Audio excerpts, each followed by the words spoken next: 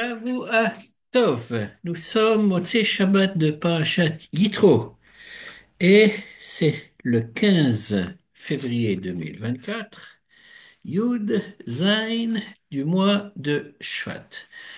La Parashat Yitro, c'est la parasha dans laquelle nous lisons ce que nous appelons en français les 10 commandements. Et je voudrais partager avec vous un podcast que j'ai entendu sur Aleph Beta et qui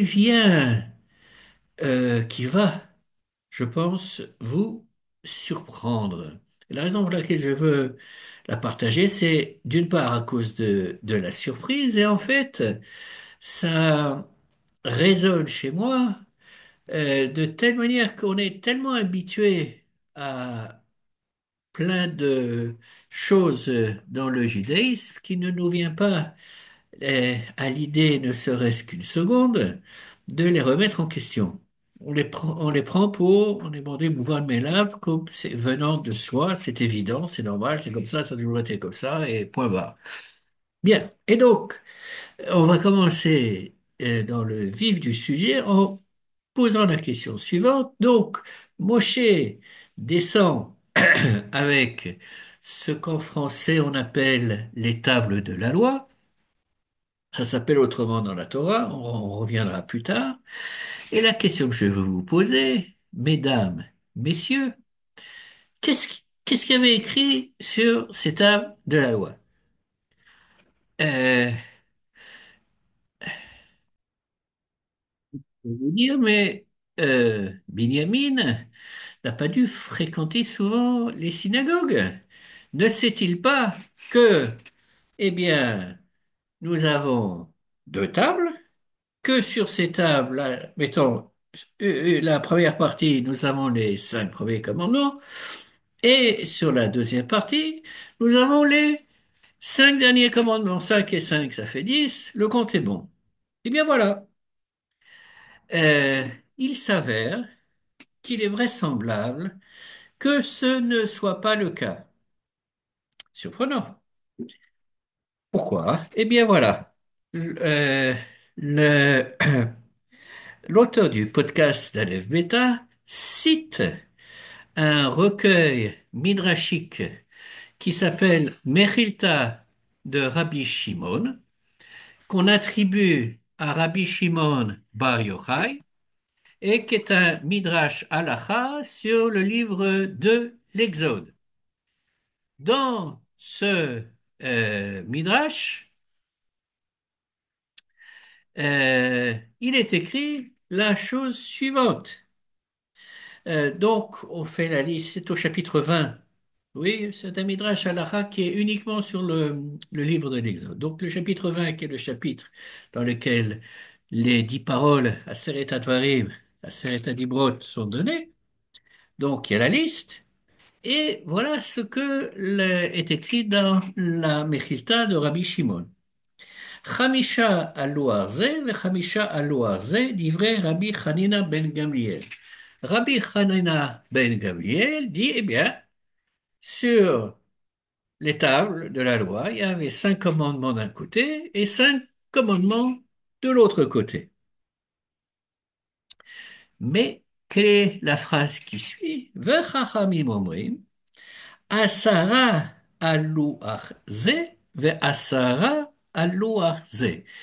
Et les sages, c'est-à-dire que Rabbi Hanina ben Gamliel a une position de minorité, oui, il dit 5 et 5, et les Chachamim disent 10 et 10. Boum! C'est une bombe, n'est-ce pas?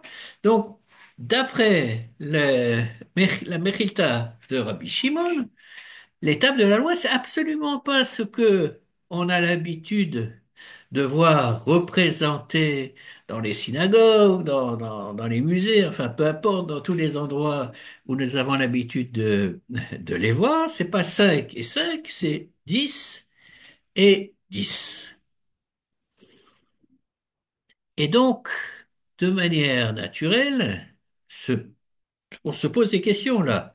D'abord, la première question, j'ai vraiment pas la réponse. Comment se fait-il que ce soit l'opinion minoritaire de Rabbi Hanina ben Gamliel qui visiblement a été adoptée dans tout Am Israël, oui, et non pas l'opinion majoritaire des Chachamim? Je ne sais pas. Et dans le podcast, il n'y a pas non plus d'explications, il y a juste des propositions pour essayer de comprendre pourquoi les Chachamim, oui, donc l'immense majorité des sages, tout au moins qui faisaient partie de ce groupe de sages qui discutaient de ce sujet, étaient convaincus qu'en fait, il y avait deux fois dit les 10 commandements à Seret Dibrot. Alors, une clé pour essayer de comprendre ce que disent l'opinion majoritaire, en tout cas, c'est la suivante. C'est comment est-ce qu'on va traduire euh, ces tables? Oui, en français, on les appelle les tables de la loi. Mais en fait, en hébreu, c'est absolument pas ça. En hébreu, ça s'appelle Luchot HaEdut. Oui, ça apparaît dans la paracha de Kitissa, dans les chapitres 31, verset 18 et le chapitre 32, verset 15, traduit en français par la Bible du rabbinat comme l'étape du statut. C'est pas, enfin, ça ne provient pas tellement. L'Uchota et doute, c'est plutôt le témoignage. Mais une manière traditionnelle dont on parle de cette œuvre, c'est Luchot Berit. Oui, si on se rappelle la fin du Seder de Pessah, de la Haggadah, oui, il y a le fameux Echad Miyodea, mais le Shnaim, c'est Shene Luchot Berit. Oui, si ça vous rappelle, je vais pas le chanter, vous inquiétez pas. Donc, Luchot Berit, ça signifie l'étape de l'alliance. Oui, et c'est comme ça d'ailleurs que avant le don de la Torah, c'est comme ça que au verset 5 du verset 19, c'est comme ça qu'on prépare le peuple. Dieu parle par l'entremise de Moïse, et le verset dit en français, désormais, si vous êtes docile à ma voix, si vous gardez mon alliance, vous serez mon trésor entre tous les peuples qui est Amségoula, oui, mais l'alliance c'est Bérit, oui. Donc, le, l'auteur du podcast va dans cette direction pour analyser ce que proposent les Chachamim et qui est, n'est-ce pas, étonnant. Qu'est-ce que c'est qu'une alliance? En règle générale, c'est un accord entre deux parties. Alors, il peut y avoir des alliances de type militaire, cessez-le-feu, et en l'occurrence, il va citer un événement historique qui a eu lieu à l'époque de Ramsès II, où il y a eu visiblement un conflit qui a duré une vingtaine d'années entre les Égyptiens et les Chittéens, à la suite duquel les deux parties sont arrivées à un accord de ce qu'on appellerait un armistice, un cessez-le-feu, et donc ils ont rédigé un document, et ce document a été rédigé en deux exemplaires. Je pense, ils ne le disent pas, je suppose qu'il y en a un qui devait être en égyptien et l'autre qui devait être en chittéen, je suppose. Mais en tout cas, chaque partie qui était participante à cette alliance a reçu une copie du traité d'armistice, du cessez-le-feu, peu importe comment nous l'appelons. Donc, euh, dans, je veux dire, l'histoire de l'humanité, le fait que quand on se met d'accord sur quelque chose, eh bien, on écrit et que chacun a une preuve écrite de ça, c'est quelque chose qui est courant. Donc, qu'est-ce que nous avons ici? Quelles sont les deux parties? Eh bien, d'une côté, Akadosh Baruch Hu, oui, et de l'autre côté, Am Israël. Donc, dit l'auteur du podcast, d'une certaine manière, c'est deux tables de la loi où sont écrits les 10 commandements, n'est-ce pas? Eh bien, il y a une table pour Akadosh Baruch Hu et une table pour Am Israël. Ce qui est malgré tout un petit peu surprenant. Est-ce qu'Akadosh Baruch Hu a vraiment besoin de d'avoir des tables taillées pour se rappeler qu'il y a une alliance avec les bénis Israël? Je n'en suis pas convaincu. Mais toujours est-il que si effectivement nos sages ont compris qu'il y avait deux tables identiques et qu'elles symbolisaient l'alliance entre Dieu et le peuple juif, eh bien, c'est que, ma foi, il y a des chances que c'est une bonne direction pour comprendre ça. Et maintenant, la chose qui est également intéressante et, et qui est dite dans le podcast, c'est la chose suivante.